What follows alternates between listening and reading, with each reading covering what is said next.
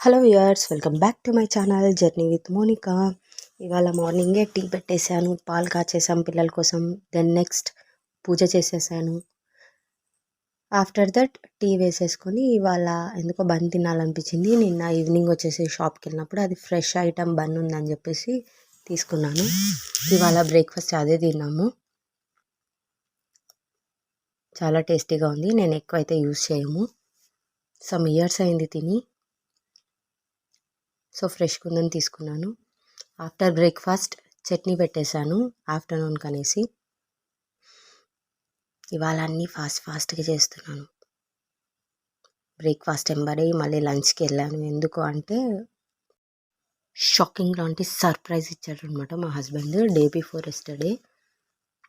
ఒక 1 డేలో మనం వెళ్ళిపోవాలి ఊరికి, సో అన్నీ ప్యాక్ చేసేసుకో, టూర్ టైప్లో ఒక 4 డేస్ బయటకు వెళ్దాము, ఎలాగో దసరా హాలిడేస్ కదా అన్నారు.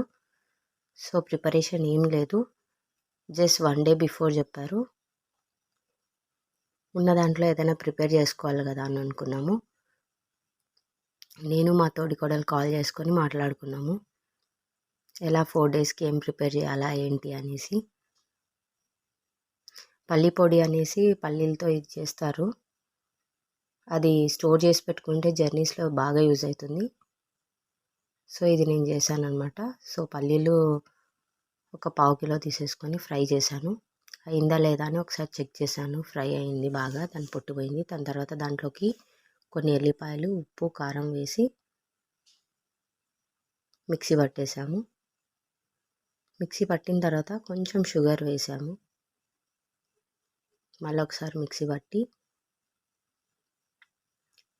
ఒక బాక్స్లోకి వేసాను. టైట్గా ఉండే లిడ్ పెట్టేస్తే మనం యూజ్ చేసుకోవచ్చు టూర్కి అట్లా వెళ్ళినప్పుడు. బయటగా మంచిగా ఉంటుంది అది, రైస్కి కానీ ఉప్మాకి కానీ. నెక్స్ట్ మళ్ళీ కొన్ని పల్లీలు, ఎల్లిపాయలు వేసి ఇందాక చేసిన చట్నీ మిక్స్, టొమాటో మిర్చి చట్నీ వేసాం కదా, అది వేసి ఒకసారి మిక్సీ పట్టుకున్నాము.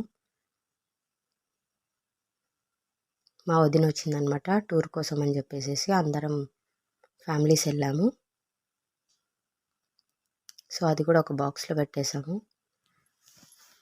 లంచ్ అనేది ఇంట్లో తింటామా బయట తింటామా ప్లాన్ లేదు, సో అన్నీ ప్యాక్ చేసినాము.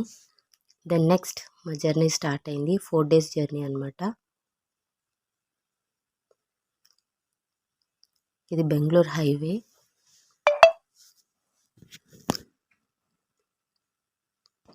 ఈ 4 డేస్ ట్రిప్ వచ్చేసి తమిళనాడు కవర్ చేయాలి, కొన్ని టెంపుల్స్ అని అనుకున్నాము. ప్రజెంట్ ఇవాళ మొత్తం జర్నీనే ఉంటుంది. ఈ బెంగళూరు హైవే కడపకి వెళ్తాం అనమాట ఫస్ట్, దాని తర్వాతనే తమిళనాడుకి వెళ్తాం. అక్కడ మా తోడికోడలు ఉంది, ఆమె హాలిడేస్కి వెళ్ళింది అనమాట పిల్లలతో వాళ్ళ మమ్మీ వాళ్ళ ఇంటికి. అక్కడికి వెళ్ళి తనని పికప్ చేసుకొని వెళ్తాం అనమాట అందరం కలిసి. జర్నీ అయితే టూ మచ్ డిస్టెన్స్ ఉంది మా ఊరు నుంచి అక్కడికి. మేము 1:30 ఆ టైంకి మధ్యాహ్నం బయలుదేరితే అక్కడికి వెళ్ళే వరకు 8:30 అయింది. చూడండి చీకటి అయిపోయింది. ఎక్కడా గ్యాప్ ఇవ్వలేదండి. ఒక్క 15 to 20 మినిట్స్ కర్నూలు దగ్గరేమో ఆపాము టీ బ్రేక్కి. సో కడప వచ్చేసింది. మొత్తం లైటింగ్స్ తోటి నవరాత్రులు బాగా సెలబ్రేట్ చేశారు. ఇది కూడా పెద్ద సిటీ కాబట్టి నేను కొన్ని సర్కిల్స్ క్యాప్చర్ చేశాను. ఇక్కడ షాపింగ్స్ అవి కూడా చాలా రీజనబుల్గా ఉంటాయి. మా తోడికోడలు తీసుకుంటుంది, తను తీసుకునేదే కాక నాకు కూడా కొన్ని కొనిపిస్తుంది అనమాట. రీజనబుల్ ప్రైజెస్తో అన్నీ బాగుంటాయి. సిటీ చాలా పెద్దదన్నమాట. దట్టు టూర్ కోసం అనేసి కొన్ని షాపింగ్ చేసింది అనమాట. నాకు కూడా కాల్ చేసింది, నేను కూడా తీసుకోమన్నాను.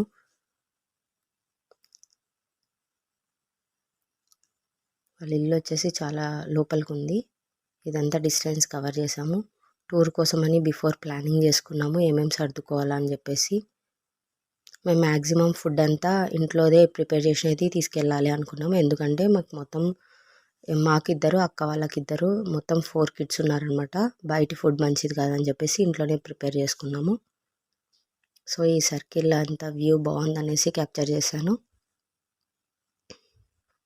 మళ్ళీ ఇది అంతా అయిపోయి ఇంటికి వెళ్ళే వరకే 8:39 అయింది. అగైన్ మళ్ళీ ఇద్దరం బయటకు వచ్చి పిల్లల కోసం అని మెడిసిన్ తీసుకున్నాము.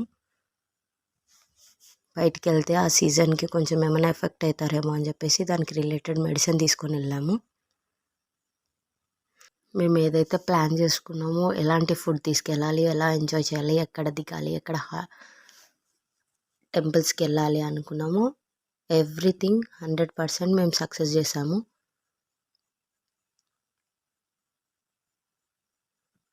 చూడండి ఈ సర్కిల్లో కూడా ఎంత బాగున్నాయో. ఇదంతా మొత్తం కడప సూపర్ ఉంది.